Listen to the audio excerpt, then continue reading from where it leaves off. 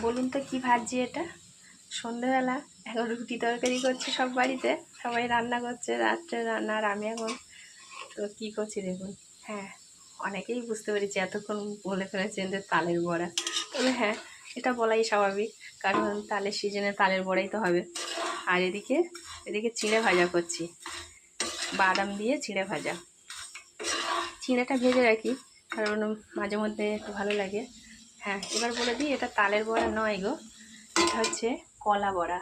মানে এই যে কলাগুলো, খোসাগুলো দেখে বুঝতে পারছেন একদম নরম হয়ে গেছিলো। এই কলা কেউ খায় না, খেতে চায় না। তো এটা কলা দিয়ে, সুজি দিয়ে, আটা দিয়ে, আর চালের গুঁড়ো দিয়ে, আর বাতাসা দিয়ে, আমি চিনি দিইনি, বাতাসা দিয়ে সুন্দর করে মাখিয়ে এটা করেছি। এটা দেখতাম আমার মা করতো। মানে কলা খারাপ হয়ে গেলে, খারাপ মানে একদম একদম পুরো পেকে গেলে তখন নরম হয়ে যায়, খেতে চায় না, একটু দাগ দাগ হয়ে যায়।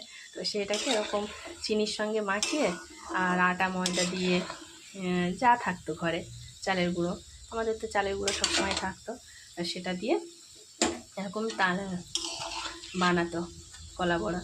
আজকে আমিও মাঝে মধ্যে কলা এরকম হয়ে গেলে বানাই। আর এদিকে একটু চিড়ে ভেজেছি, এখন এটা সবাই খাবে। আর তো তারপর রাত্রে দেখছি কি করি।